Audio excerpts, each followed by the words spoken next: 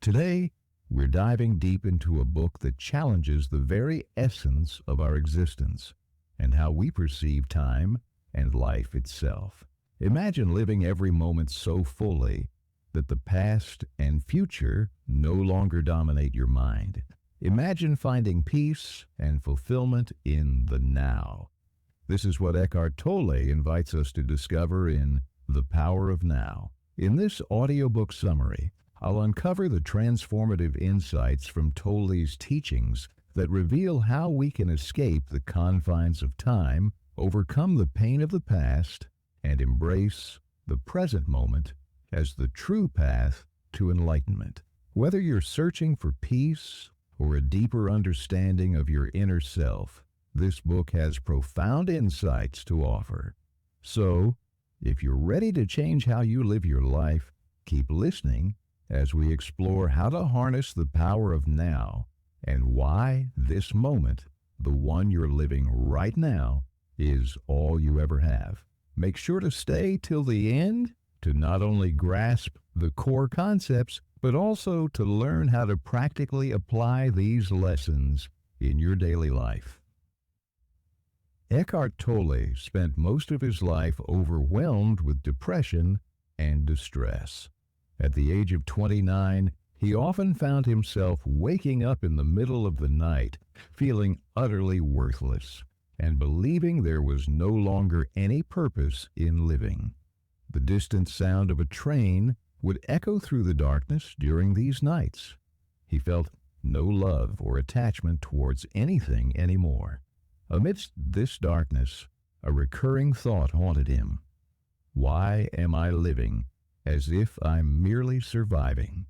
One particularly terrifying night, as a fierce storm raged within him, Tolle wanted to escape everything and disappear forever to a place from where no one returns. He couldn't bear it any longer and was deeply submerged in profound sadness. Nothing seemed to fill the void in his heart, not family, friends, nor his job.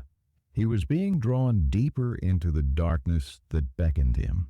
The next morning, however, when Tolle woke up, he heard the chirping of a small bird outside his window. It was a sound he had never noticed before. Gently opening his eyes, he saw the warm sunlight streaming through the window, feeling its warmth on his face. Suddenly, everything seemed better. Tears filled his eyes as he looked around. His room and everything in it appeared new to him, things he had never truly noticed before. For the first time in his life, Tolle took a walk outside his home, finding everything beautiful and full of life, as if he had been reborn. From that day on, he began visiting the park daily. Sitting on a bench, he started to enjoy the beauty around him, the trees, the breeze, the small animals, and the sunlight. Even though he was alone, Tolle felt profoundly happy. Soon, people began approaching him, asking, "What is the secret to your happiness? We want to be happy like you. What should we do?" To this, Tolle would reply, "Happiness is within you. It's just that your mind is so filled with noise that you can't hear the happiness. You are so caught up with the worries of the future or regrets of the past. Can you say that you are living a fulfilled life? Have you ever had a moment without worry or care? Have you ever focused solely on today?" In this book, you will learn to live in the present moment. You will learn to appreciate your present life and the beautiful world around you. There is a way to eliminate all the bitterness and pain in life. Overcoming fear and anger is not as hard as it seems. By reading this summary, you will learn how to face your problems and bring peace into your life. If Eckhart Tolle could survive and transform his life, why can't you? You are not your mind. Once, there was a beggar who had been living on the sidewalk for 30 years. One morning, as a stranger passed by, the beggar held out his baseball cap and asked, "Sir, Could you spare some change?" "I don't have any money to give you," the stranger replied. He noticed that the beggar was sitting on an old box. "What is this?" he inquired. "It's just a box. It's been here for a long time," the beggar responded. "Have you ever opened it to see what's inside?" asked the stranger. "What's the point? It's probably empty," the beggar remarked. However, when the stranger insisted, the beggar decided to open the box. Due to its age, the box was tough to open, but after persisting, the beggar managed to open it. To his astonishment, he found that the box, which he had been sitting on for so many years, was filled with gold. This story illustrates that, in many ways, we are all like the beggar. We look outwardly at the world, never attempting to look within ourselves. We seek happiness outside, and we all need love and security. But we often forget that there is a treasure within us, a treasure that no one else can provide. So what is this real treasure? It is the experience of peace within ourselves.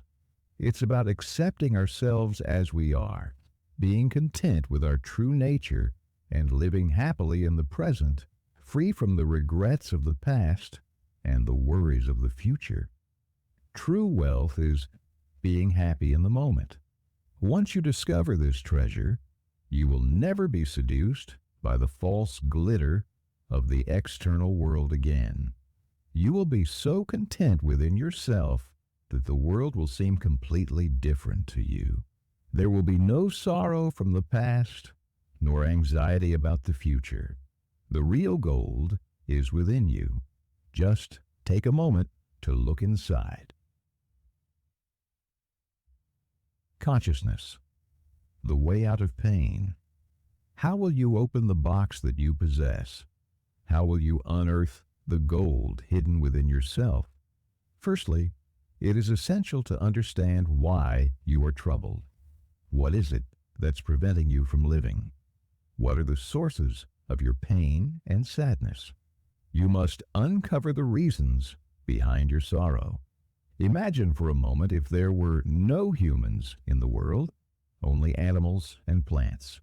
Would there be a past or a future? Would concepts like time even exist? Would an eagle ask, "What time is it?" Or would an oak tree wonder, "What is the date today?" In reality, time and dates do not matter to plants and animals. They have no concern for the past or future. They live in the present moment. Consider how wonderful it is to live without regrets and worries, free from anxieties and sorrows. This is what it means to live in the present, something we have forgotten. We should enjoy the present, letting go of the burdens of the past and the worries of the future. But is it possible? We are human, and despite our efforts, we cannot easily forget our past. Our minds frighten us about the future and control us. We are often so entangled in our dilemmas that we fail to appreciate our present, and this is the real cause of our suffering.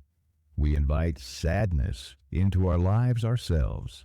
You might say that there is nothing good in the present, only pain and problems. But is that really true? Perhaps you are influenced by the past when you say this. However, you need to let go of the past and focus on the present. Accept it as it is and improve your today. Think of it not as your enemy, but as your friend. Try to embrace it and see how it transforms your life. Moving deeply into the now. Have you ever wondered why people enjoy activities like car racing or mountain climbing? It's because they feel present in the moment. Isn't it peculiar that people need specific activities to experience the present moment? This is why they often seek opportunities to be happy. A Zen master once asked his students, "What is missing at this moment?" The students paused, deeply contemplating the answer. It was this very silence, this peace, that is hard to find amidst the noise. It's such a simple exercise to keep someone tranquil.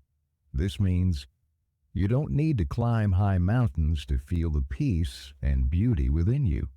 Whether you're commuting to work or just strolling through the city, you might have passed numerous trees along the way.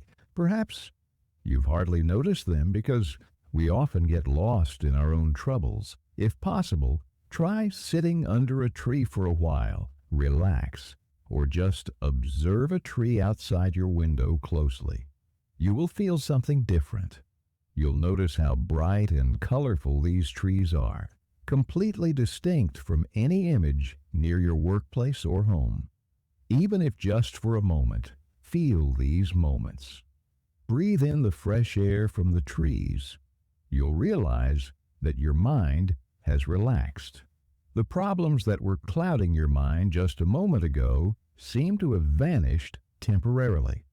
There's a peace within you. When you wake up in the morning thinking, "I wish I could be somewhere far away," what you are actually seeking is an escape from your responsibilities, and your mind is filled with numerous thoughts. You worry about the things you need to achieve, and at that moment, the only thing on your mind is when the next opportunity for happiness or excitement will come. When will you eat your favorite food again? When will you engage in another thrilling activity? When will you meet someone who completes your life?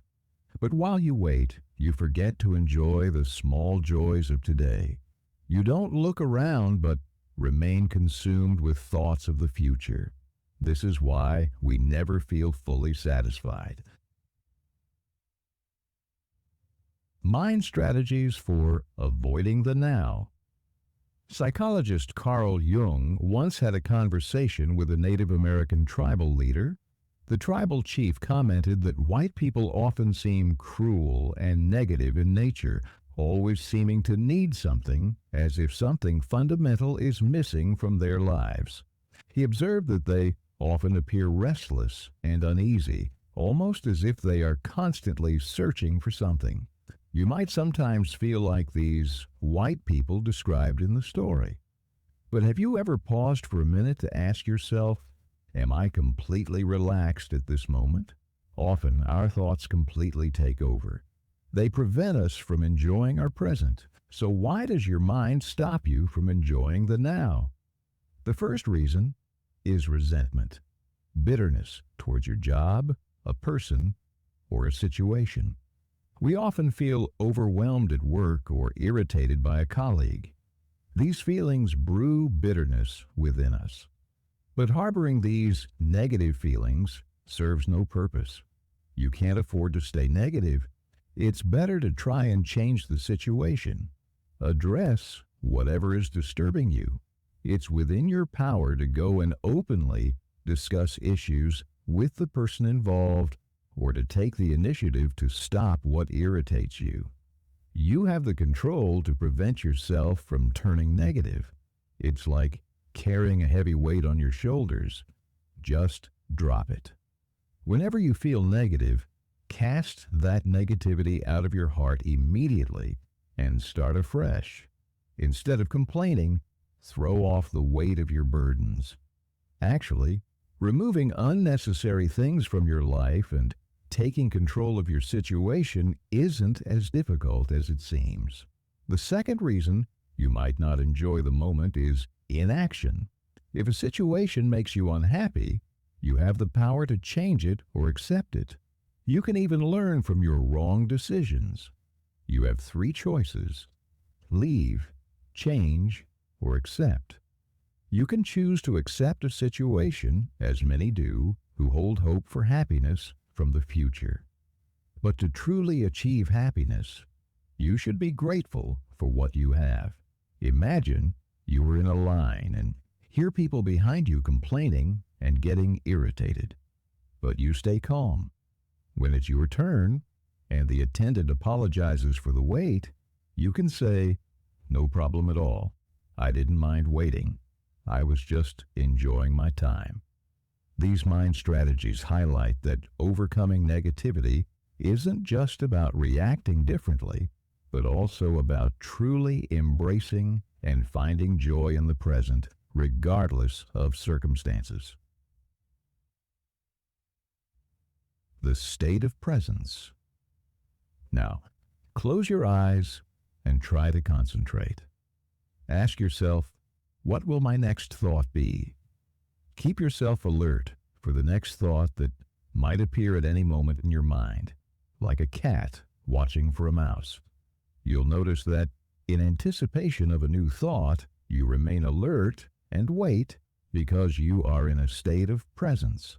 At this moment, no other thoughts occur to you, no worries, no regrets.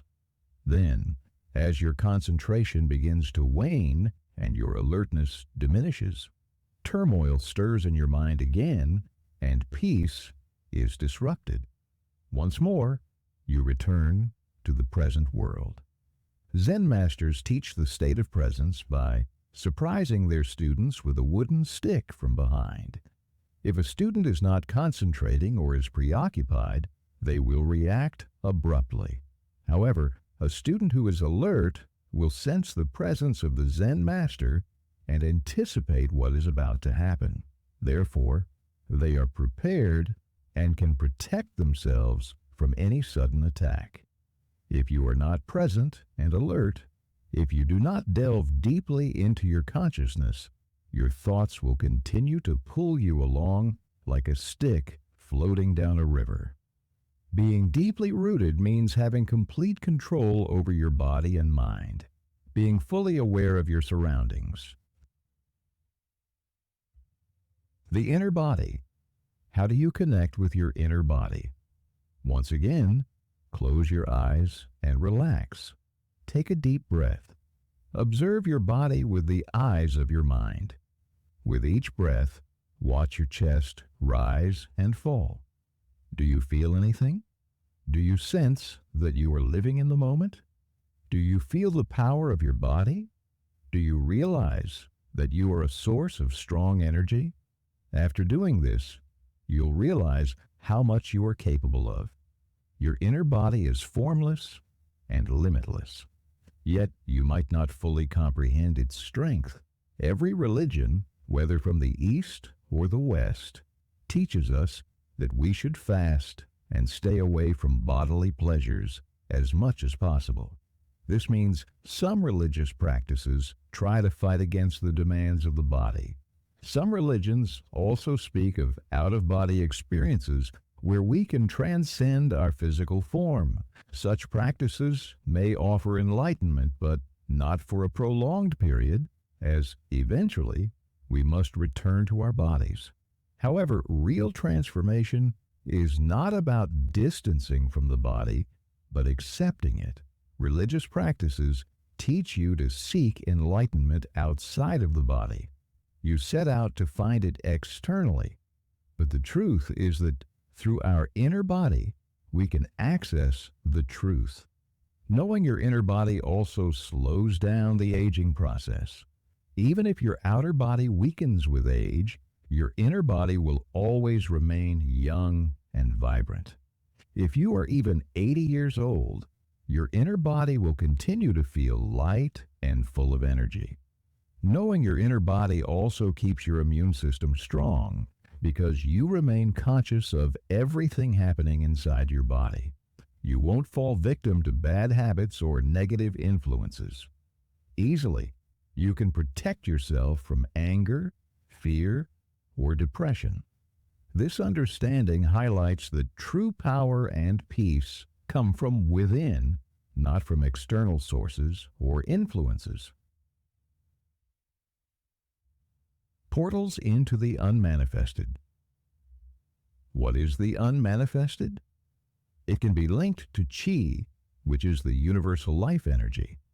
Like a river, chi flows from the universe into every life form, and then back into the universe. When we delve deep into our inner body, we merge with this energy system. While chi flows like a river, the unmanifested remains still. When you experience dreamless sleep, you are feeling the unmanifested. It's a quiet state, yet filled with immense energy. The primary portal to the unmanifested is the present moment. In the physical world, we are slaves to time. Being timeless is pure bliss, a state of peace where you are free from all bonds and can sense the unmanifested. The closer you are to nature, the more strongly you can appreciate it. Watch the sunrise in the morning. Sit by a river and watch it flow. Look up at the night sky or observe the golden flames of a fire. These experiences can bring you unimaginable peace. When you observe nature, your mind is completely free. You lose track of time, not enslaved by it. You are present in the moment and feel it intensely. Therefore, it's essential to learn to surrender ourselves in front of nature. Discard anything from within that prevents you from enjoying the present moment. Surrender to this moment, and you'll feel more alive. Another exercise you can try is to turn off your cell phone for a while. Ensure no one disturbs you during this time. Sit straight in a relaxed position and take a deep breath. Feel your inner body. Don't think, just feel. Feel your energy, your aura. Surrender to this moment. When we delve this deep, there comes a point when the distinction between the inner and outer body disappears. You become one with the energy that flows through the entire universe. Enlightened relationships. A man and a woman meet and fall in love. After meeting her, the man feels a sense of completeness. Whenever they met, it seemed as if they were the only two people in the world, as if they had become one. The woman, too, was deeply in love, feeling very special. Their relationship appeared perfect at first. However, the man gradually became demanding. Overwhelmed by his love for her, he grew possessive, fearing she might leave him. The woman also started to feel jealous and possessive. She would manipulate him and blame him. Initially, their relationship was filled with love, but soon cracks began to appear, and their relationship turned into a love-hate dynamic. They would hurt each other and then come back together, and because of this, their relationship began to cause more pain than pleasure. Happiness was replaced with pain, and eventually they broke up. So, was there ever real love, or was it just attraction? Both were addicted to each other, much like some people are addicted to food, alcohol, or drugs. When you desire someone just to relieve your pain or to fill an emptiness within you, such relationships are doomed. Once the excitement fades, the ensuing sadness and pain are profound. But what creates an enlightened relationship? How can we always be happy with someone? The simple answer is to fully accept them as they are, with all their flaws and virtues. Do not try to change them. Embrace their true nature. Trying to change someone is the root of all pain. Therefore, acceptance inspires us to live a more loving, happy, and peaceful life. But when does true love occur? If someone is alone, without a partner, can they not experience true love? Is love only possible with another person, and not with oneself? True love is hidden within all of us. There's no need to seek it elsewhere. True love means living in the present, loving yourself and everything around you. That is true love. And this is true because true love never leaves or turns into hatred. True love always lives on forever. Beyond happiness and unhappiness, there is peace. An old man, gravely ill, lay on his deathbed, waiting for death. Despite the seriousness of his condition, he refused any radical treatments or surgery. He had a long, productive career, helped many people, and achieved much. In his final moments, his relatives and close friends came to see him, weeping by his side, yet he remained completely serene. Only he could truly understand the pain he was enduring. With great tranquility, he looked at those who came to visit him. Then quietly, he closed his eyes for the last time and passed away into a deep, everlasting sleep. What does this story tell us? Is death always painful? Should we fear it? How can you definitively say whether something is truly positive or negative? Many people are grateful for their mistakes, disabilities, and losses. Do you know why? Because they believe that negative situations are their greatest teachers. Through their consciousness, they've transformed life's negative situations into positives. When you live in the present, there is no positive or negative. You accept things as they are. You can't ignore bad situations by claiming everything is perfect because you let things happen. Just as the old man accepted his death and left this world peacefully, without fear or regret. There was peace on his face as he died. Now, suppose you arrive late at the office one morning due to traffic. You might blame the traffic, the drivers in front of you. You say you have so much work, so much pressure that you can't even spend time with your family. The clock is ticking, and your boss is waiting. Your mind is troubled, and you can't relax. What should you do? Should you panic? Absolutely not. This drama can end in a minute. Go to your seat, take a deep breath in, and breathe out. Continue deep breathing for a while. This will relax you. Forget everything and focus on the work in front of you. Your tasks will start to get completed one by one. Do what needs to be done now and let go of what can wait. As the saying from the Bible goes, do not worry about tomorrow, for tomorrow will worry about itself.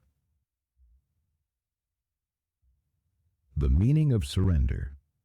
Surrender means accepting what is happening right now without fear, anger, or bitterness. It means learning to accept life as it is currently. When things start to go wrong, you need to learn to surrender.